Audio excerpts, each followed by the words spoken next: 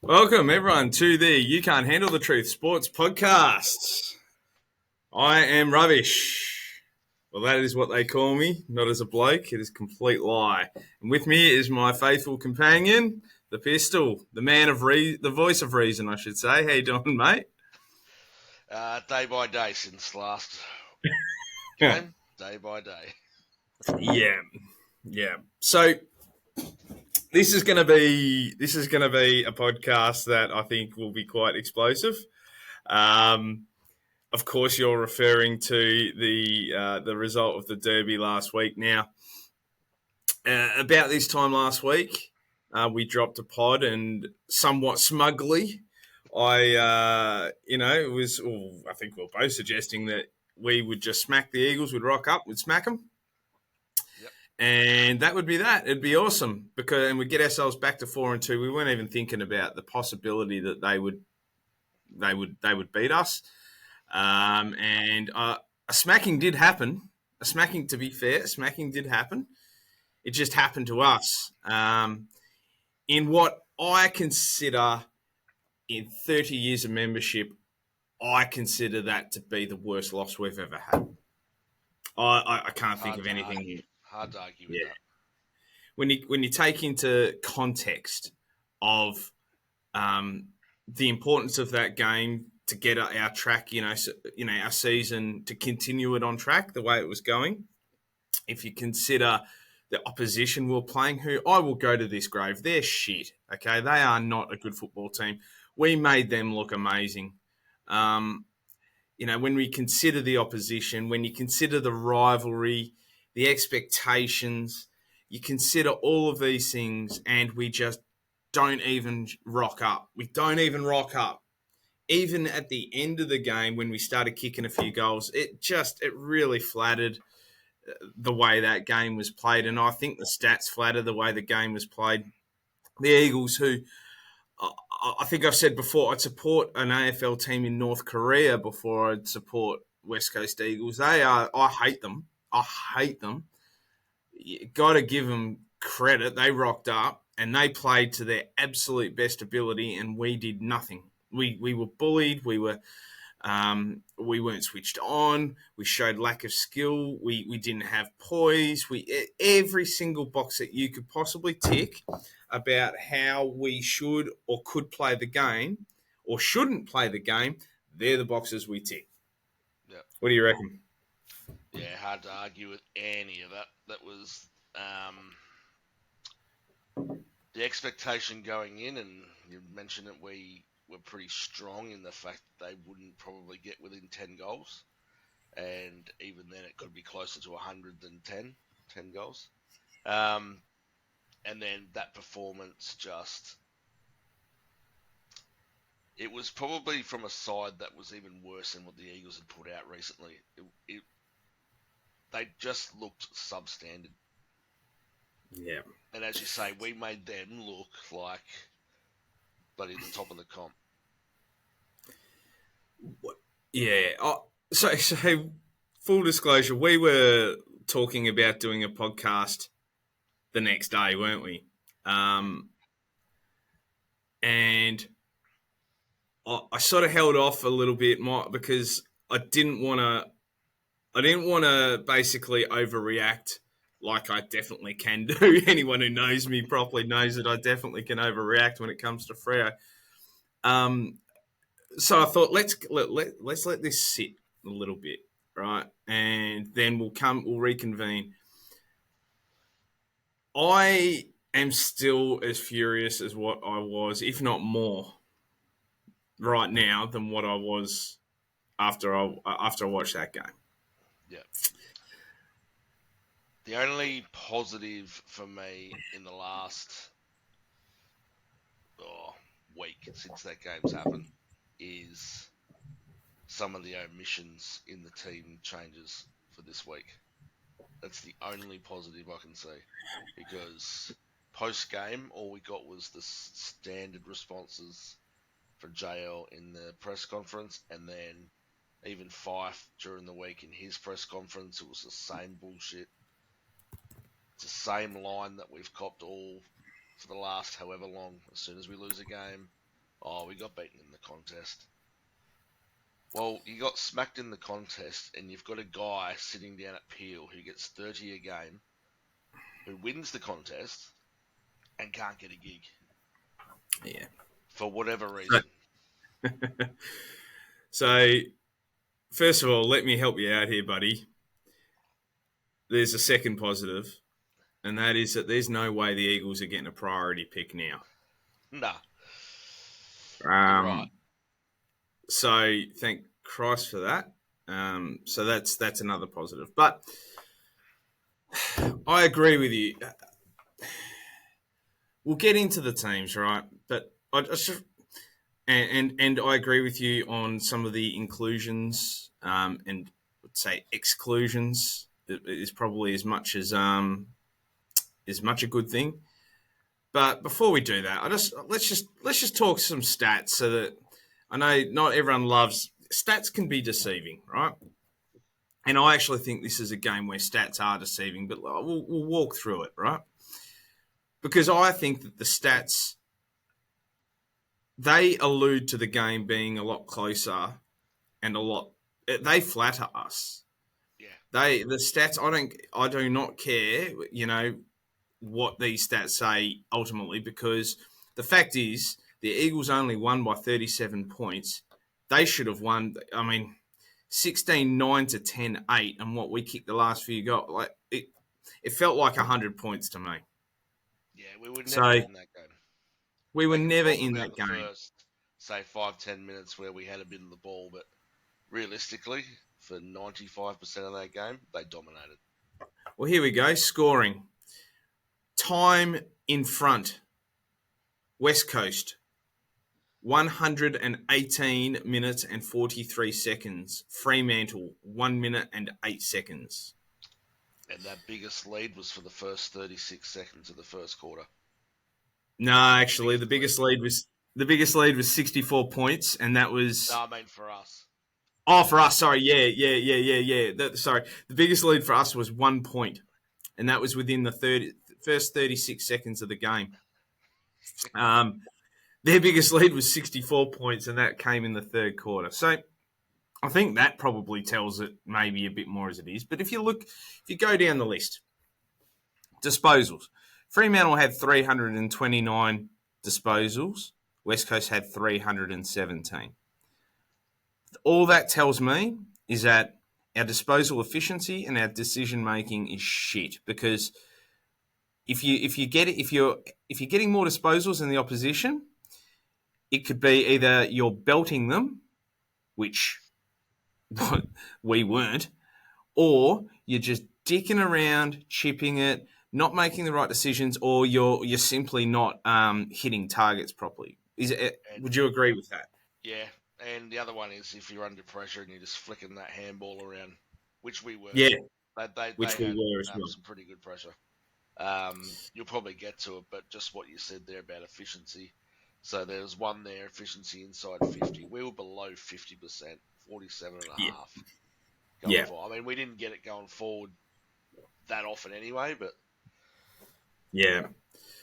So the disposal efficiency of 78.1% is higher than our average for the year, and is higher than the Eagles. Now that's another indicator that we're chipping it around, we're handballing it around, we're not actually doing anything of purpose. And yeah, that, as you say, the efficiency inside 50 is 47.5%. You got everything. You've got to do better than one out of every two times you might hit a target. And that You leads know? to so one of the things JL said was the turnovers. So you'll probably get to it a bit further down, but the Yeah. turnovers were massive. And then, but it's pretty telling for how we've gone this year, and we may have been a bit lucky in previous games. Our season average was higher than what we had on the weekend, Yeah. and that was That- still 15 more than what West Coast had. yeah. I mean, turnovers, yeah, the turnovers are shocking, right? And you're right. We did turn it over more than what they did.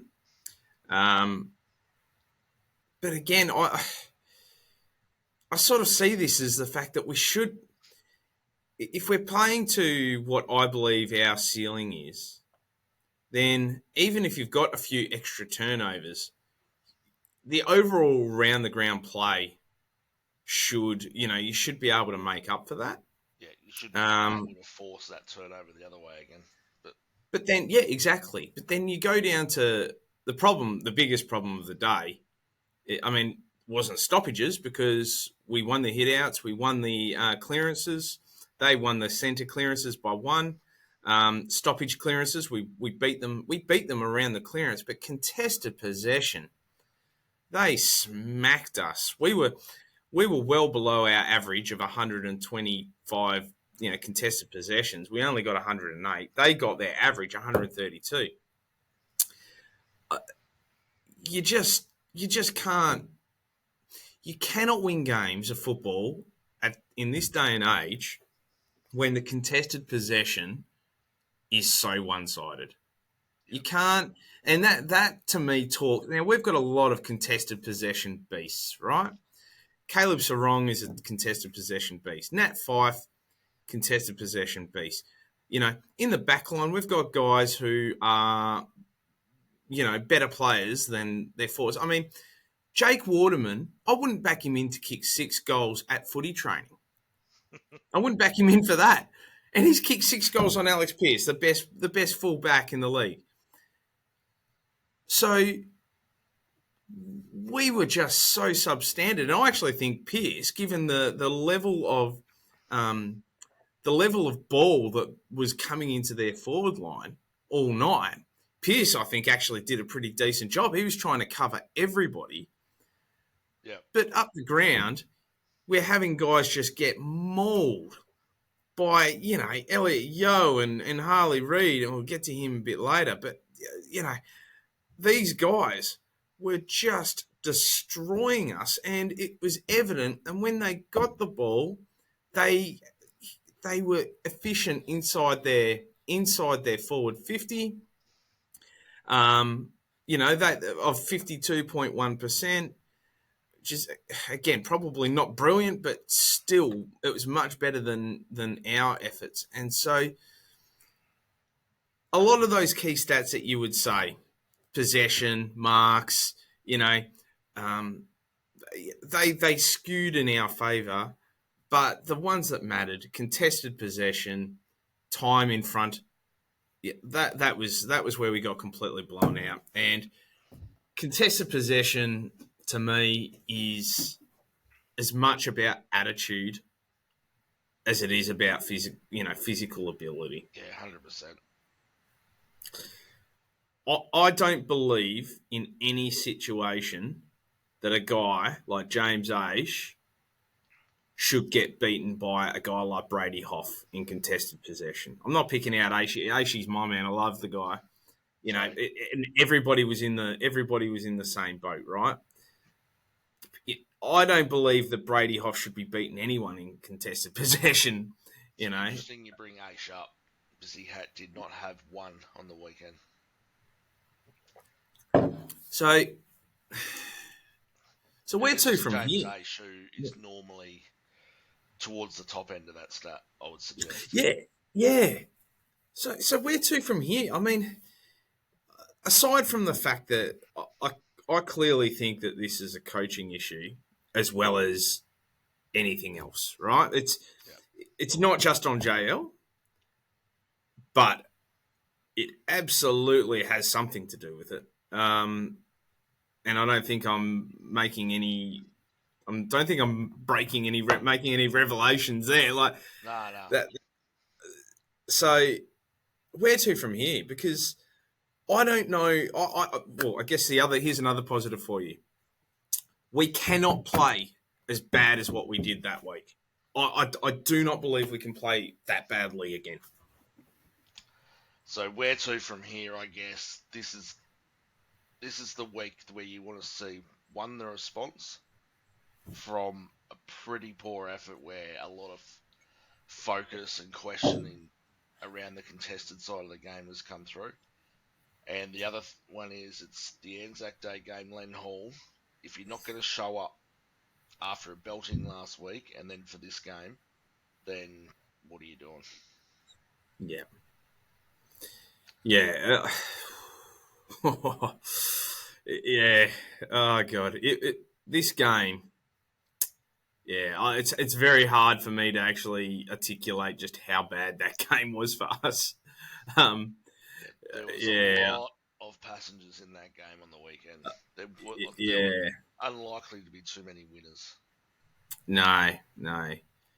Like So Sarong tried hard all day, but I mean he didn't have too many people coming with him. no.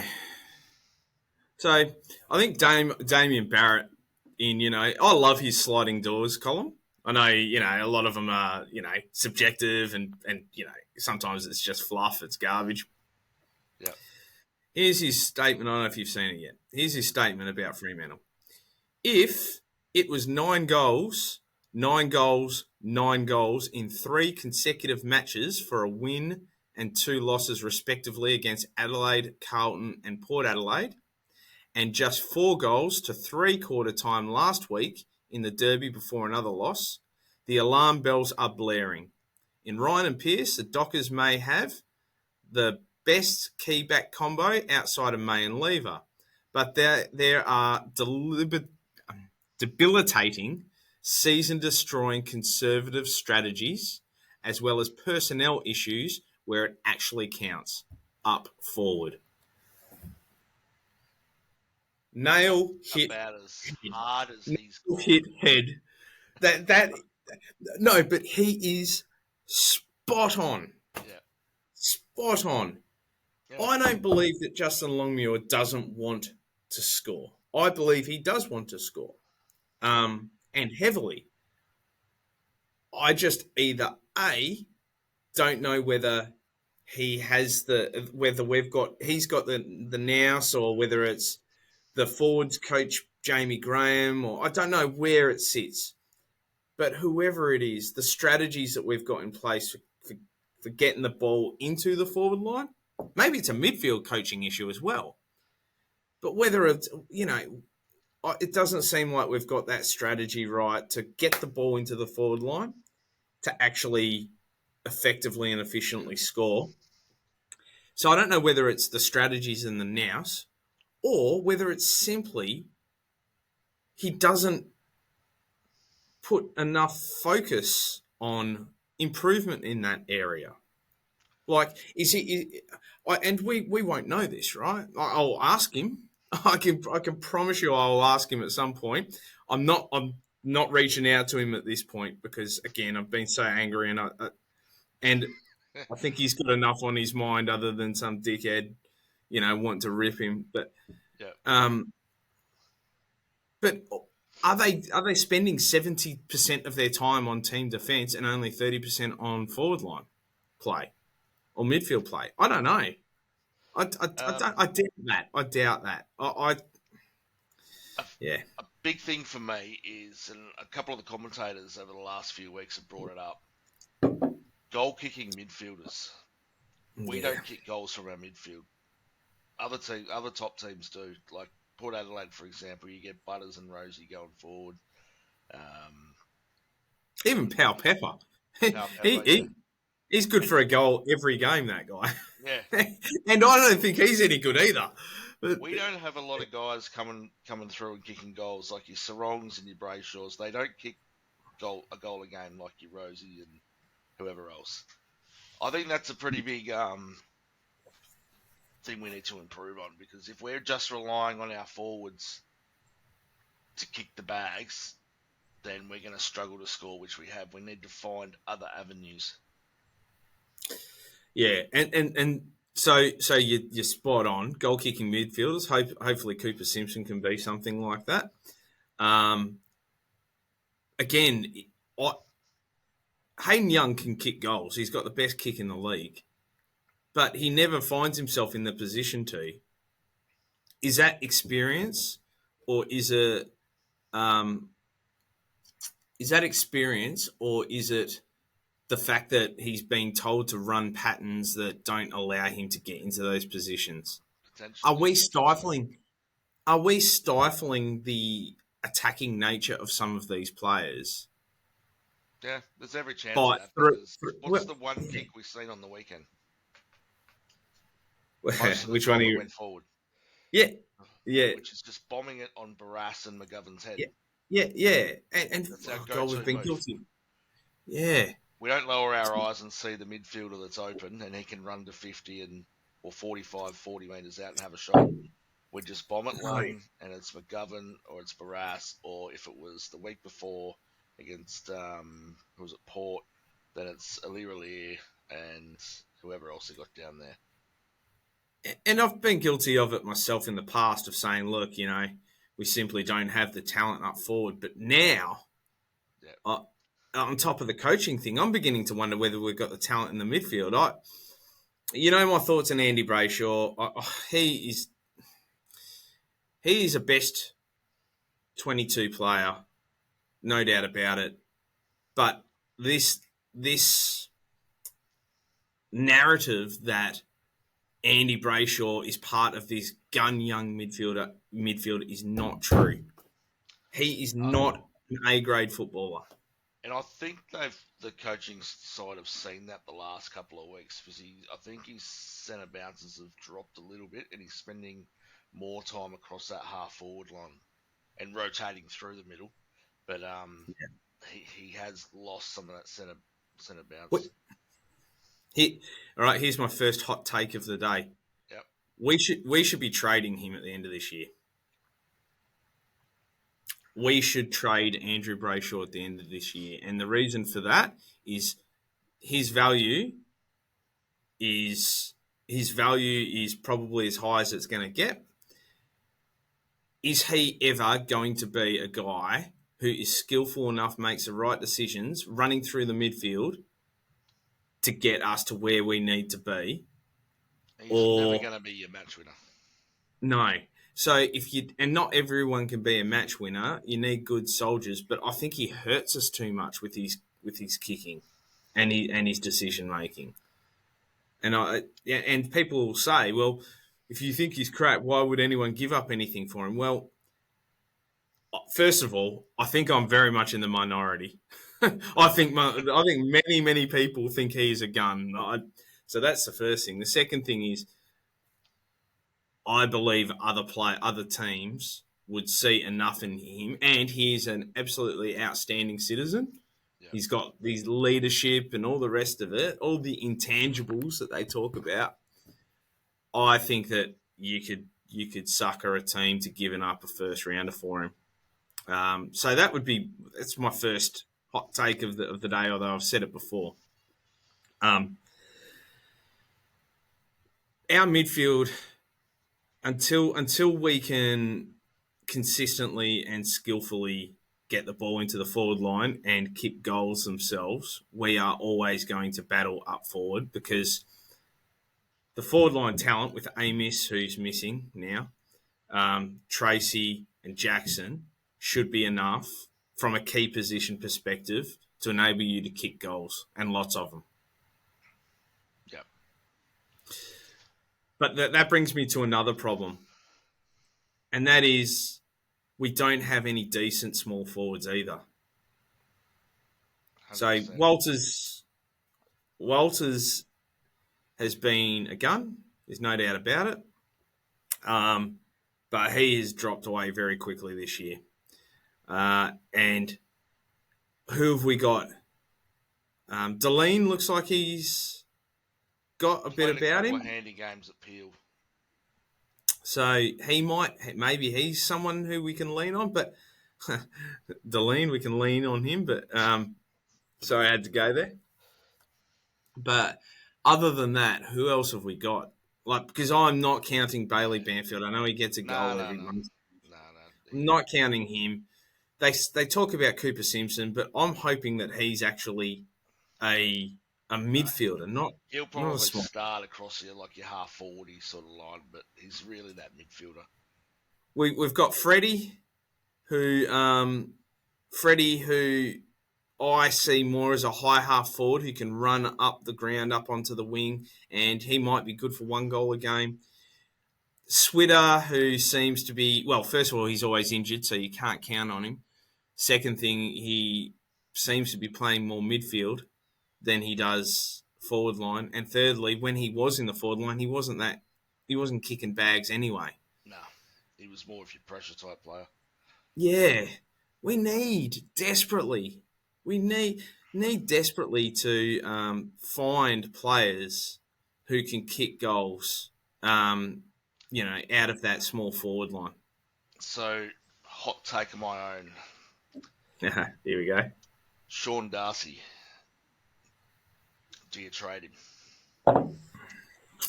No, I don't believe that. No. It's been one game. It's been one game. I know. But how often? And I know your answer is going to be that Jackson's more of a forward than a ruck. But how often have two rucks worked in sides across the AFL? Yeah, not often, but don't forget that the one time it did work, Jackson was one of those ruckmen. So Gawn and Jackson worked. Now you can argue that Darcy isn't as good as Gawn, which I don't think again is a hot take. That Gawn's, I think, just about the best ruckman to ever play the game. Yep.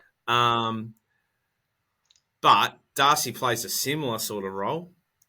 And I'd argue that Luke Jackson is a better player now than what he was when he was playing for Melbourne. Yeah. So that's my view. I agree, but I know it's come up in the media quite a bit. It's always going to come up. Especially when we have a game like this, and I knew the first thing that would happen would Kane would jump on again. I told you guys not to sign him up to 7 years, blah blah blah.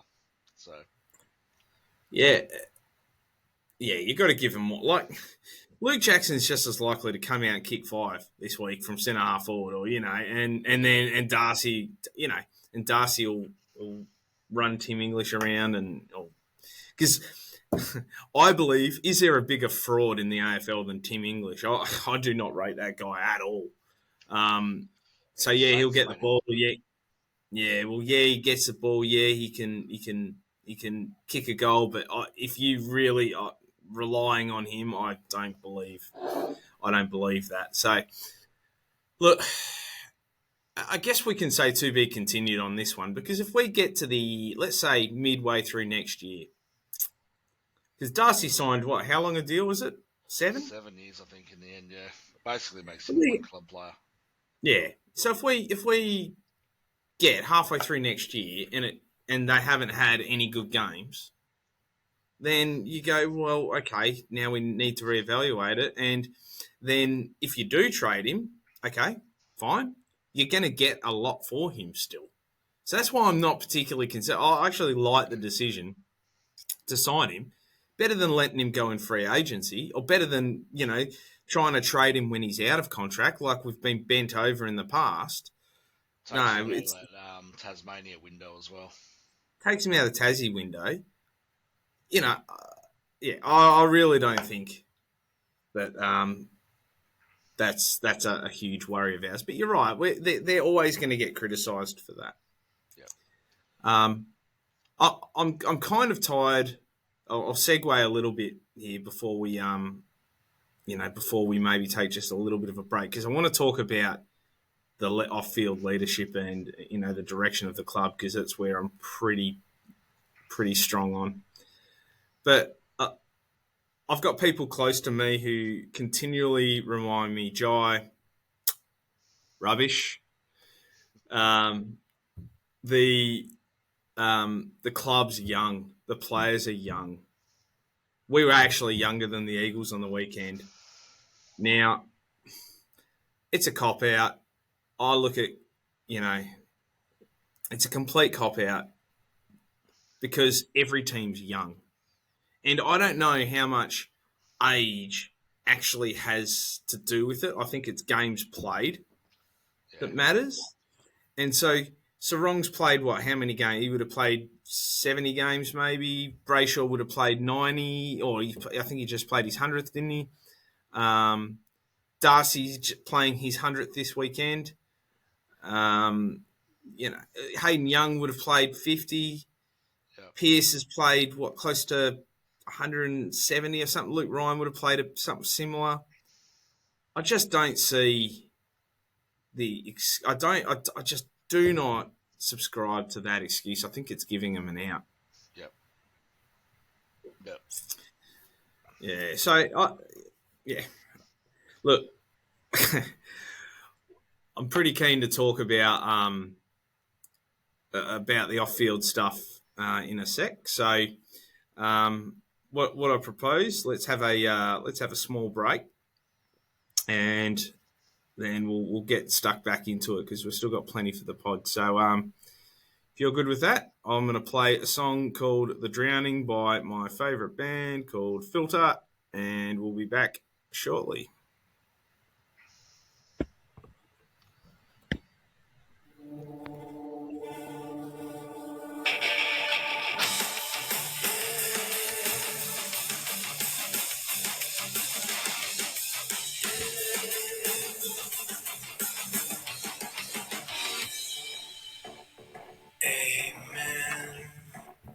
Is drowning. We watch from shore. He laughs, he taunts us, and he drinks some more.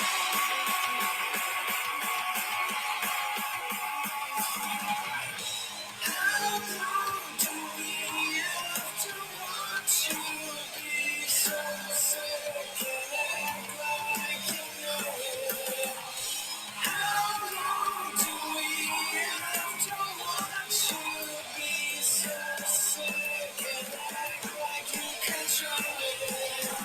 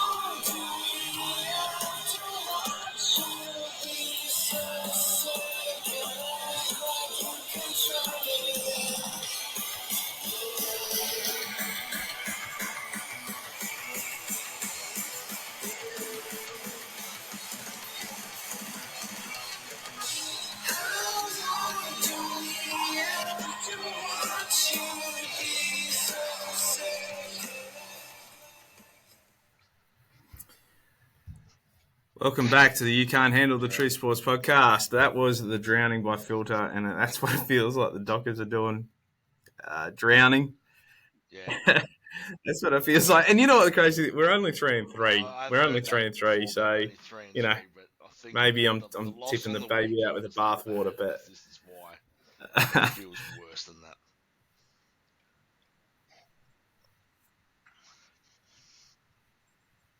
Yeah, it's enough It for you to wasn't go. like well Yeah, all right. competitive, That's and they showed yeah. up That and that knocked that loss us was back. worth It 12 was just that points. we were not there enough.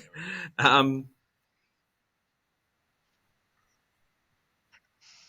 no, no, no, no. Didn't even bother rocking up. So I want to. That talks to. We've spoken about the team, the players, right? We've spoken about the game. We've given the stats. We've talked about Longmuir and Justin and his game plan.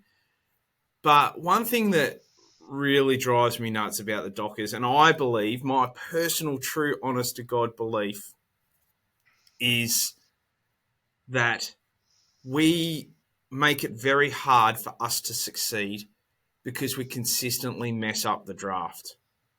Now, people again will say, and I have this argument all the time. Well, look, look at Sarong, look at Young. These guys are first rounders, but they're only taking a small sample size of an overall drafting strategy that we continually mess up. Right. So, and I know some of the names that I'm going to read out are not. I'll say it. They're not just Walls and Bell, but it is the way this club has functioned forever. Like we have never ever gotten our top 25 picks right ever. Right. So Yep.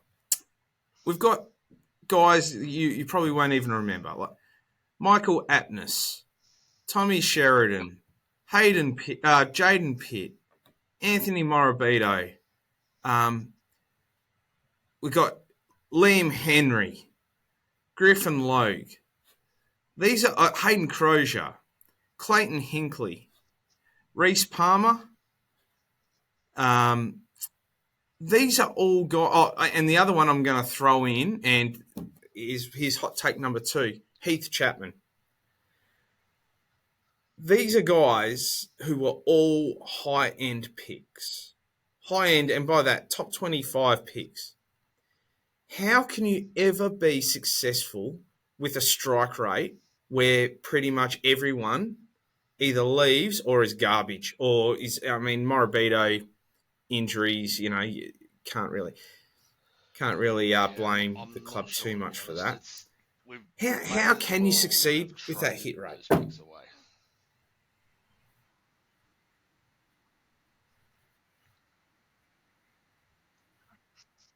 Yeah, yeah. People rip the Dockers, and rightfully so. For at one point, we were very focused on getting in experienced stars from Melbourne or whatnot. But the history also states that if we had those draft picks, we would have just messed it up anyway. Now, is it the players are simply the wrong players to select, or is it development, or is it both? I think it's both. But I'm tired. I don't want us to have another year of David Walls and Peter Particularly this Bell year when we've got going three. into that draft room and picking the wrong bloody players again. Yeah, but they're not going Yeah, to yeah. like. Yep. They're locked in. Those are the guys who we are going to have have faith in. Jai Miss we got right. I'm very reticent, but it's looking like Erasmus is a bust. I'm It's looking like surprised he's Johnson might be a survived bust.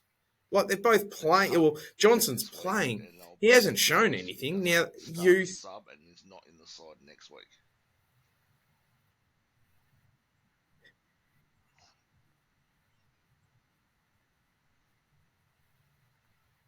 I'd be surprised if O'Meara isn't the sub because he's another like. So it's not just drafting as well. It's how we trade those picks. Now, any goodwill that Peter Bell and I posted this on Twitter yesterday. Any goodwill that Peter Bell and Wolves had by trading Rory Lobb for a second rounder went out the door the second that they gave that second rounder to Hawthorn for Jager O'Meara. They gave it to Hawthorn So because of what they Daddy just don't know what was they're at one doing. time, I, I, I, not for the current I've never been. Jaeger.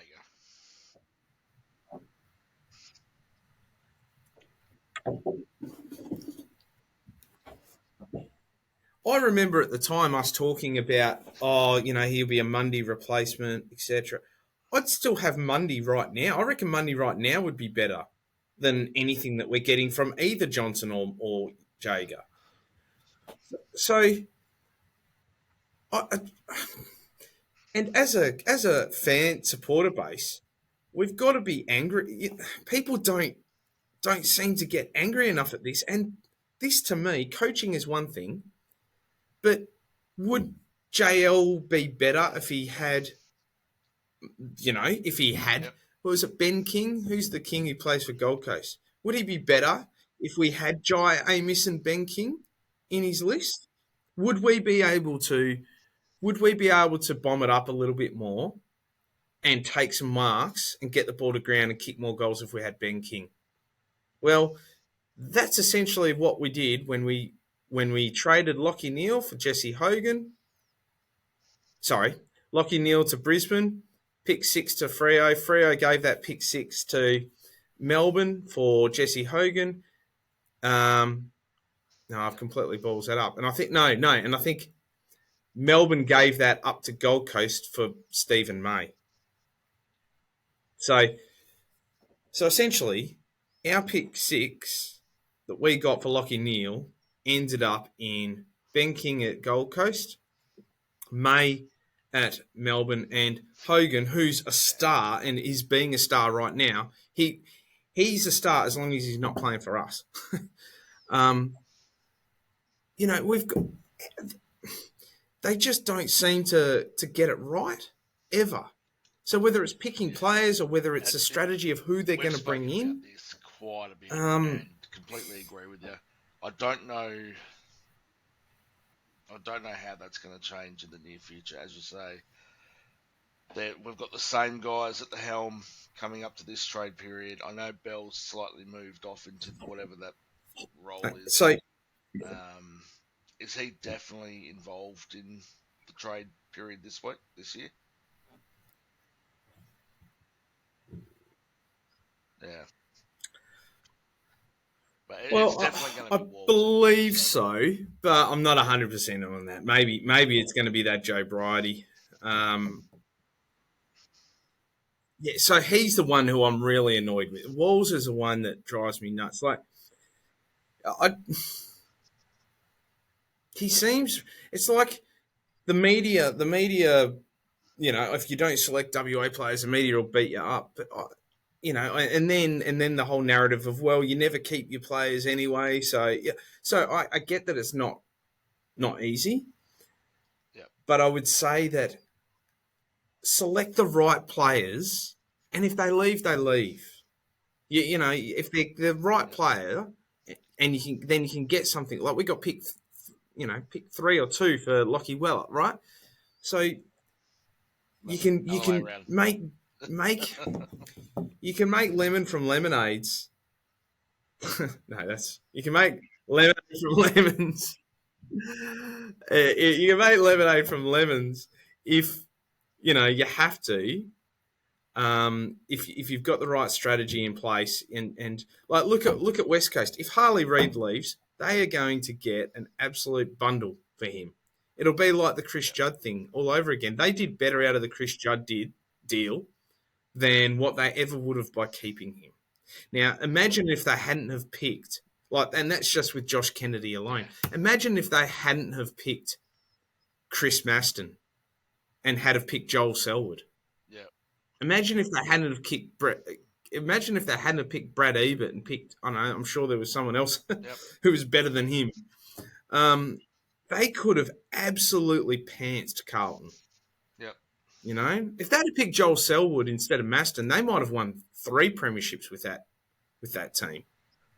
So you can do it. Don't be afraid to just pick. But in saying that, they've also got to get the strategy right on list balance. Because I think what they've done is that they do keep saying, all right, well, we'll go for best Yeah, available at pick 40 or Yoga, whatever. And now we've got a bunch of Latrell, and we're centre going half for the backs who are halfback never going to position. play And Backman again, um, when you all at mentioned once. earlier, the midfield needs work. We haven't got a small forward apart from Walters and potentially Delane. No one's looked at that area.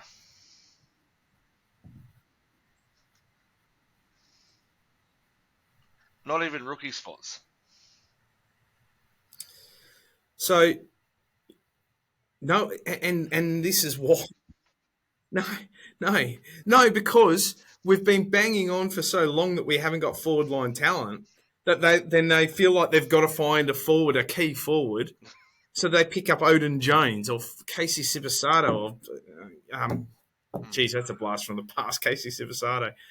They'll pick up all these who are never going to play anyway, right? Josh Tracy, by the way, has won me over a little bit.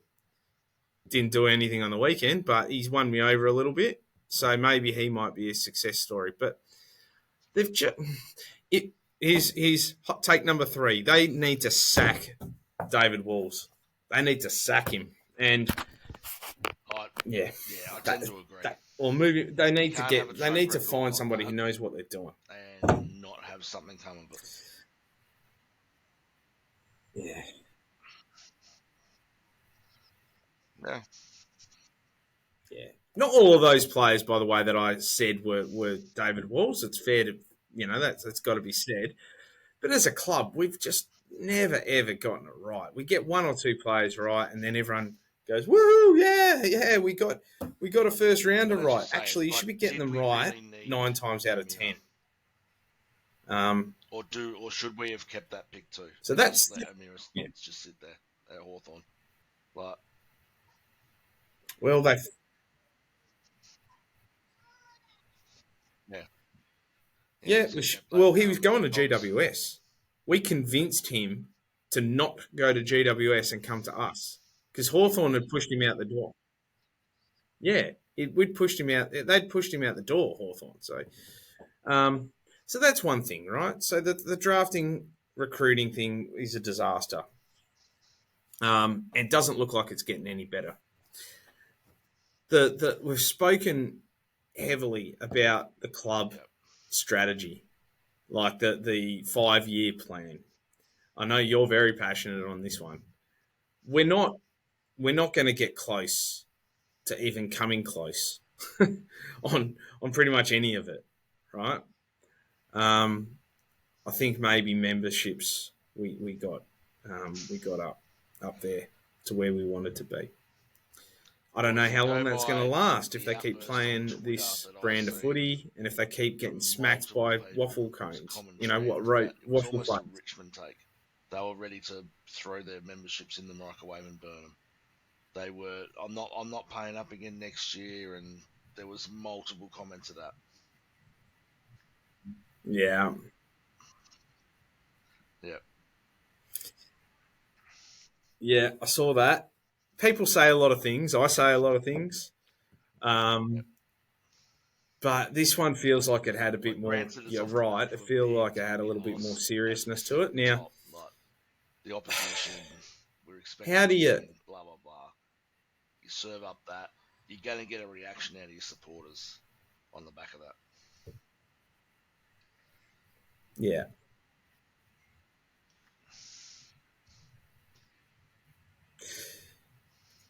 The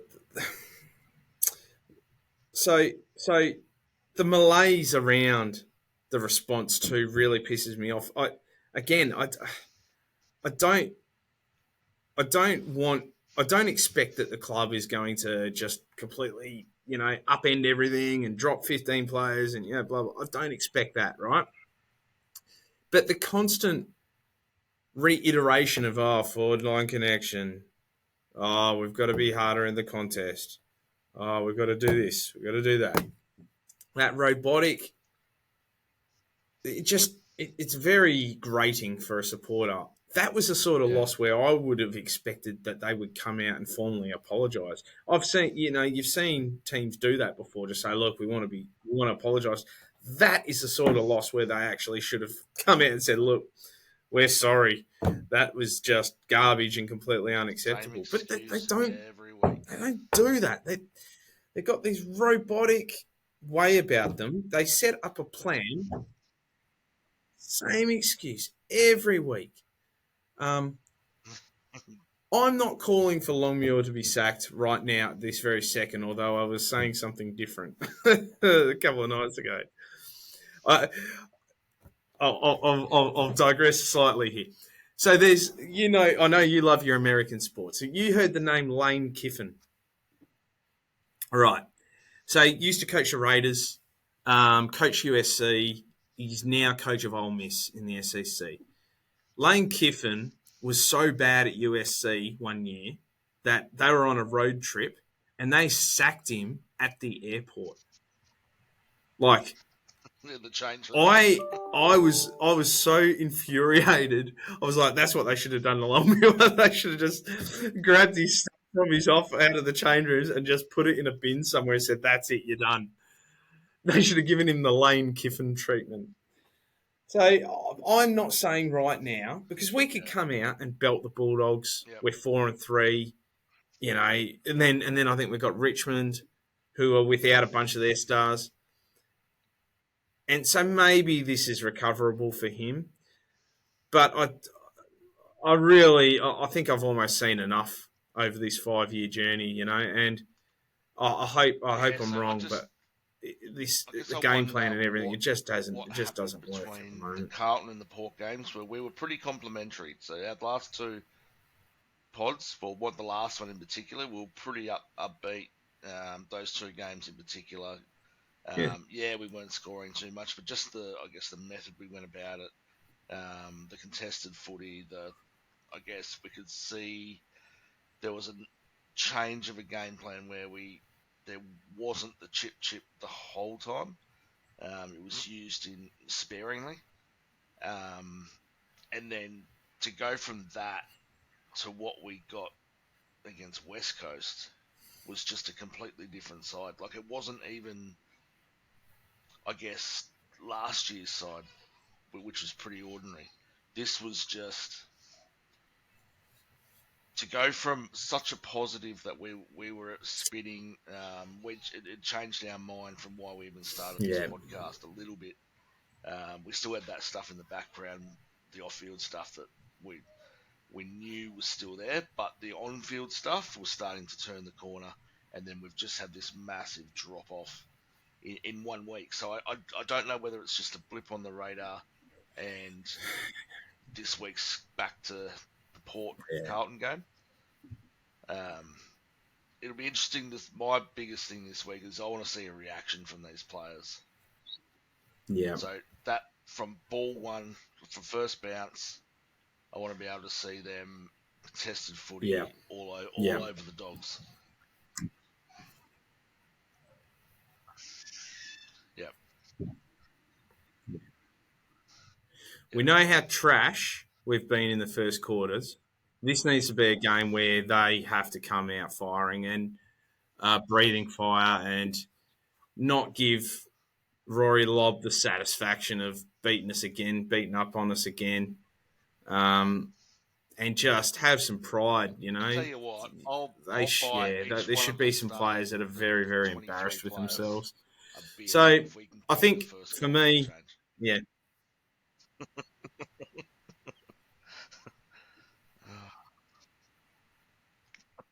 Oh, I hope they do. I hope they kick the first five. Yeah, I hope they don't hear this because you watch, they will. Guarantee you they will. Yeah, yeah. It's just very, very difficult to watch at the moment, and it's yeah, it feels like we've gone from at least some sort of hope to basically this garbage. All right, look. So I guess in summary for me, You're never going to get it. Garlic, Simon Garlic and his plan can go eat a dick because it's gone. Um, no, never going to get there. And Walls, Bell recruiting. That to me, they need to go. But again, is it going to happen? And the Longmuir thing, man, they better not lose against the Bulldogs. They had better not lose because Yeah, the Wolves will be at the Yep. door, and So should be in my too, mind, the and extension so is one should issue. anyone who gave You've him got that the 5 year extension. plan, which is the second issue.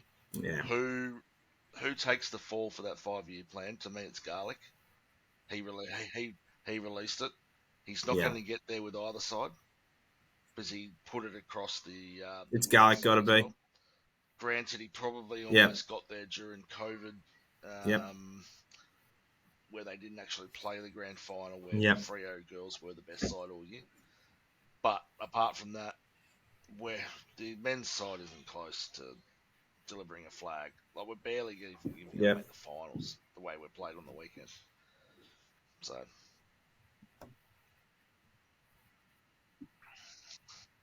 Yeah. Yeah.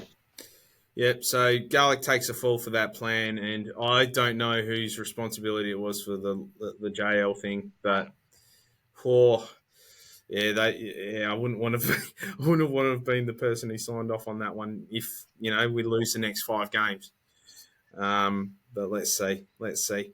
All right, we've got a little bit of time left, so I'd like to talk about or let you yeah, get probably your won't go fantasy on, too and much detail with as well as fantasy other then than talk about your probably, forgotten Dockers, mate. I So you want guess, to? what you want to be doing still this week is getting your rookies off the field and trying to get an upgrade going with the discounted premium. We're already a few games in, so some of this is probably um, a mute point. But yep, yep, I've got a question then for you. yep. Max Gorn got 134. Do I've you make got him him? as vice, and I've And I taken him. think many people would have had him as a vice. Do you have him? Do you take that score, or do you?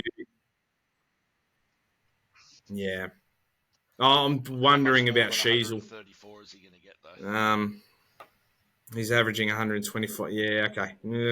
All right. No,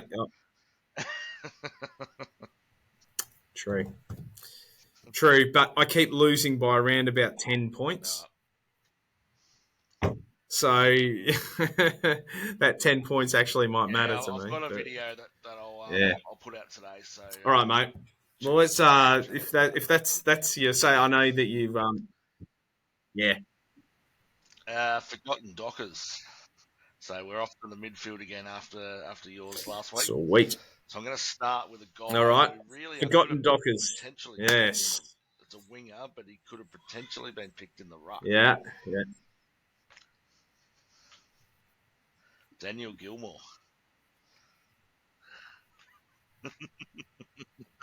Oh, who's that? Oh. 43 games. Daniel So I Gilmore is played in a my lot more. Ethan Hughes bucket. He was pretty average in those 43 games. 42, 42 too many. Yeah, I hope he's yeah. doing all right, Gilmore, actually, because I'm pretty Yeah, he sure he finished retired off because of playing for us. concussions. He was pinch Not hit that, in the not that we ruck. were going to keep So, him, but yeah, wow, Daniel Gilmore, far out. um, That's a name I tried to forget. in the centre, a guy that both of us know Oh, very he well, was terrible. Daniel Haynes. 16 games. Yeah, yeah. yeah, Not many injuries yeah, he didn't have. Hainsey. He was robbed with injuries, Hainsey. Um, he was robbed with injuries. No, yeah, but he was a good player. Hey, when he was up and about, Next one on the wing, bit unlucky, but again, Lachlan good. Clark. Yeah, I like that. That's good. May not remember him. Michael He Clark. probably played forward a little bit. He had the He was a ability to centre half play forward, full wasn't he? forward. Blonde guy. Um, his one game for Freo, he played on the wing. He's probably better known for his cricket career. He was a Yeah. handy, Okay.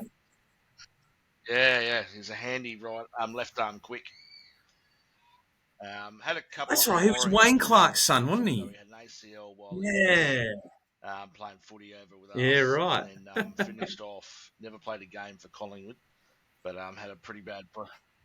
had a bad broken leg while on their list. Never played a game for him.